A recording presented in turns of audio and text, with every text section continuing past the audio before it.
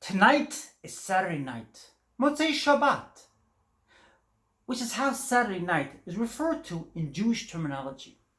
Every Saturday night, I sing and play for you a beautiful Jewish song with a spiritual message, and it is all part of the program of Milava Dimalka. Tonight's song is a very pertinent song. We are currently in troubling times, and this song is in reference to those troubling times. Its message I will deliver after I sing and play it to you. First, I'm going to sing it. It's from Isaiah chapter 26, verse 20. Lecha mi boi b'chadarecha uskoidelascha ba'adecha chavike matrega ad yavor zoam chavike matrega ad yavor zoam. This song is sung by the Jewish singer Yaakov Shweki. I'm going to now sing it to you in English. Come, my people, enter your rooms, and shut your doors behind you, Hide yourself for a little while, until the wrath is past. Hide yourself for a little while. Go into quarantine and self-isolate. Hide yourself a little while, till the wrath is past. Lecha mi boi b'chadarecha, skoidelascha ba'adecha, chavike matrega,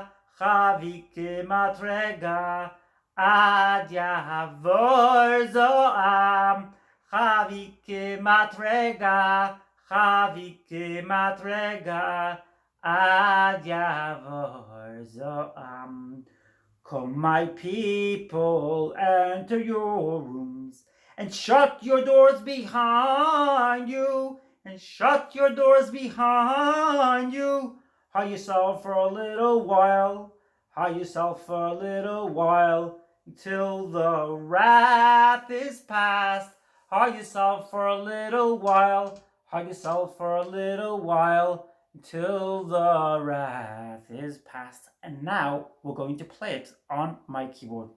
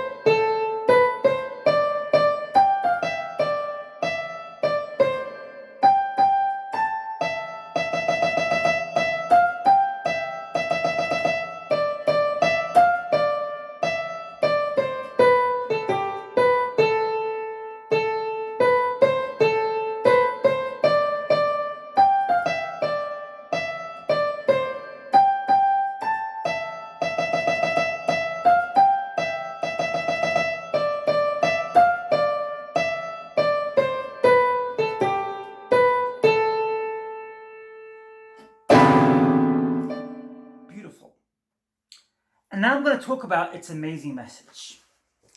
First, let me look at the tablet so that I could see the words word for word as I speak to you. Come, my people, which is in reference to all human beings. All of us human beings are currently in the same situation. Come, my people, enter your rooms and shut your doors behind you.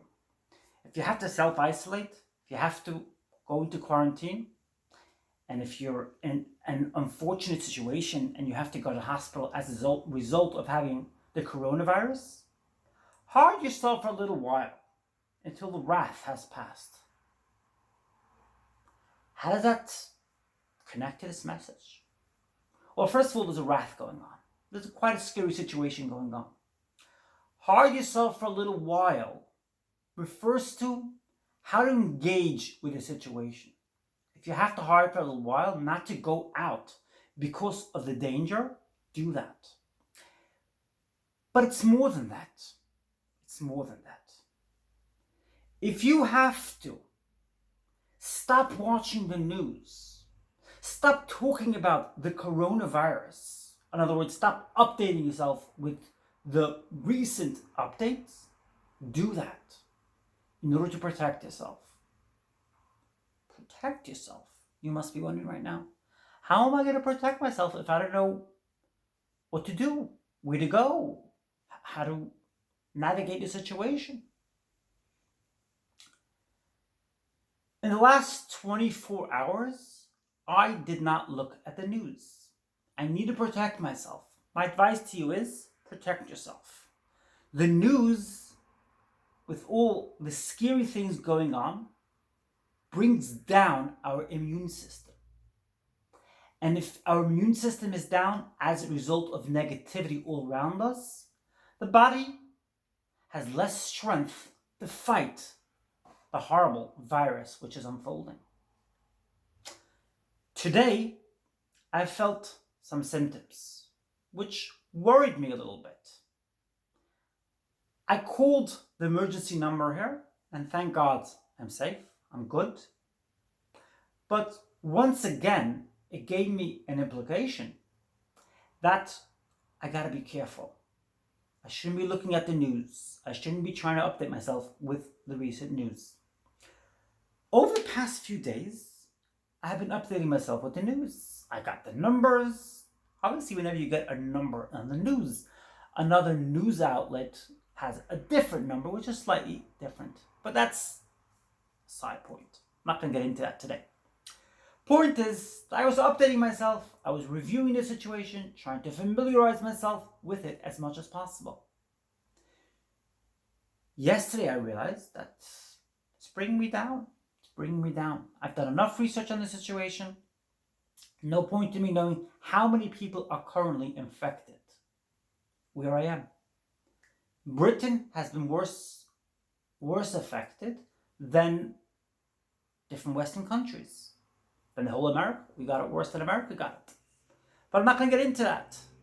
We got it worse than Israel got it, etc., etc., etc. I'm not going to get into that because I don't know, maybe numbers have changed since I've last looked at the numbers. I'm not going to get into that. My message today is hide a little bit if you have to until the wrath has passed. I want to carry on and talk about something similar, something which is correlated, but not perfectly correlated.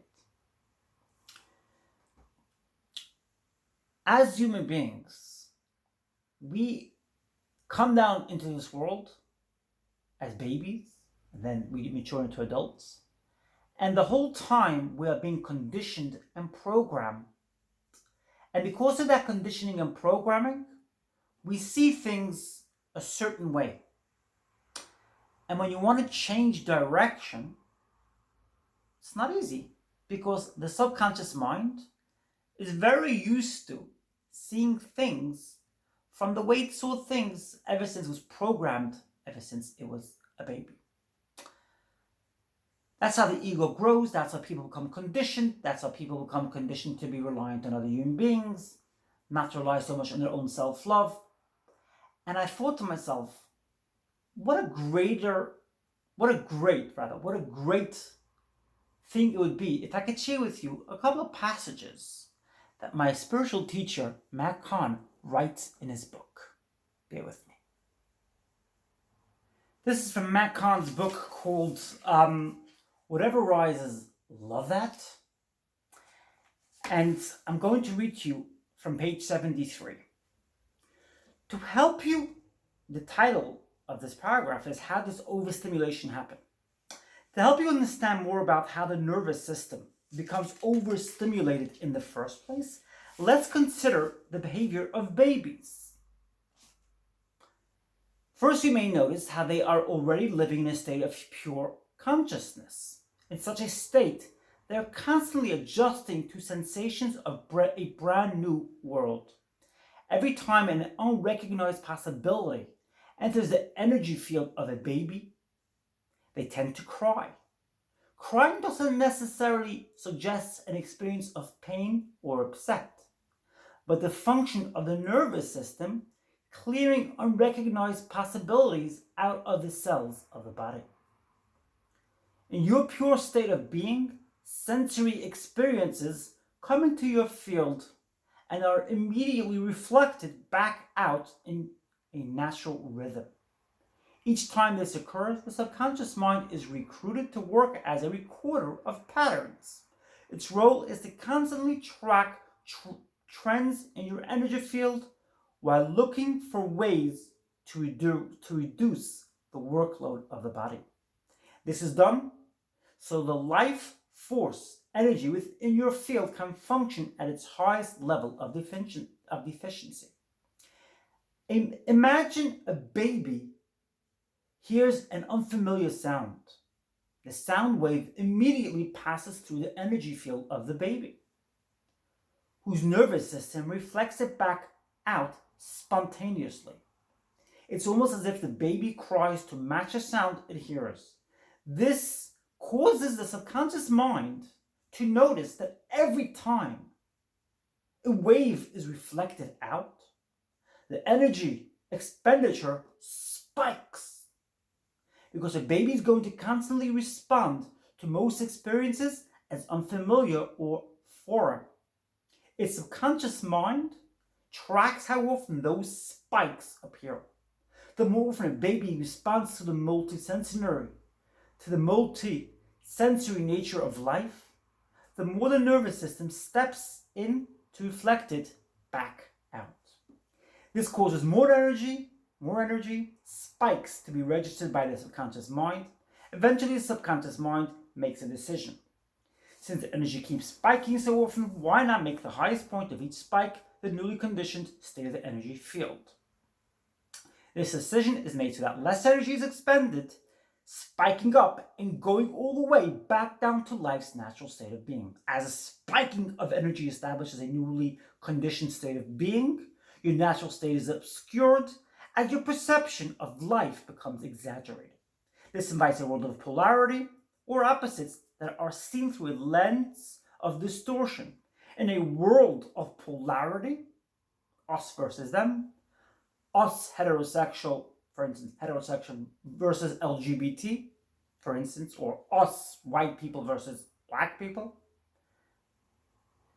In a world of polarity, instead of being aware of the things you see, everything is labeled and defined in comparison to other things. From this point of reference, the miracle of existence becomes an idea called life. This is how your true nature becomes lost in the main character of a play. Throughout each scene, the innocence of your being loses touch with reality through daunting and complicated patterns of survival, and is often overwhelmed by a constant state of alertness, during which the threat of deficiency and disappointment become outcomes that you regularly anticipate. This is also when the deep-rooted sense of feeling separate from love enters your reality. As this conditioned distortion sets in, the experiences coming into your field are no longer reflected back out. Instead, they are recorded into the memory of your cells. The subconscious mind, effectively. Soon, the culmination of a cellular memory creates a personal sense of identity, or I, to enhance, defend, and protect in response to others. Once the innocence of a baby becomes the conditioned temperament of a child, more cells are occupied with encoded memories to maintain the nervous system overstimulated state. In that level of consciousness, there are two primary patterns that are regularly acted out: codependency and addiction. That was the story of the nervous system in a nutshell. Our ego is a fake thing. It's a personification of a character. I've spoken to you about this before, and I've told you that the character is personified through our ego. I told you about this when I told you, and I referenced to you a meditation I had, wherein my little brother came to visit me, and he told me the human being in their form, in their current form, is just like a human being who acts in a film. They put on a costume, and as soon as they stop acting, the costume comes off. This body is a costume. You're black, you're white, you're heterosexual, you are LGBT, you're gay, you're transgender, you are Indian, you are Muslim, or whomever you are. Don't buy too much into it. It's only for this lifetime.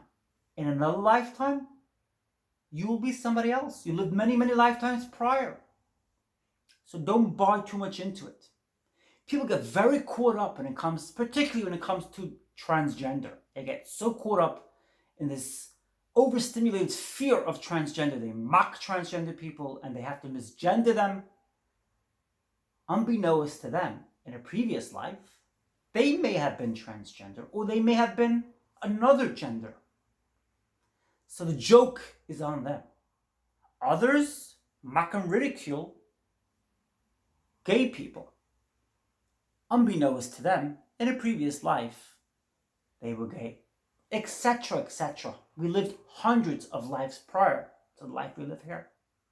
So instead of buying into the personified character, which we believe in, because that's what we've been conditioned to believe in, conditioned and programmed, let's see higher. Let's take a more godly approach. God created us all as equal. God created all of us, and none of us get out of here alive. So don't allow your ego to remain your only means of attachment, your only means of character and personality, because it comes and goes. That's my message today. It's a pertinent message because everybody is currently in a situation wherein there's uncertainty all around us. So it's definitely a time for us to look from a higher perspective, from a more godly perspective. Part of being more godly is to acknowledge past mistakes. Mistakes are all like rungs on a ladder which get us to a higher place. That's my message today. Did you enjoy today's video? Milava Dimalka? Smash the like button. Press the subscribe button and the little tiny bell notification next to the subscribe button so that you too could see my amazing insights, my amazing ideas, which I share with you for free as soon as they come out. Right away. Drop a comment, share this video with whomever you wish. I look forward to seeing you in another video. I love you all so much. Keep well, keep strong. I love you.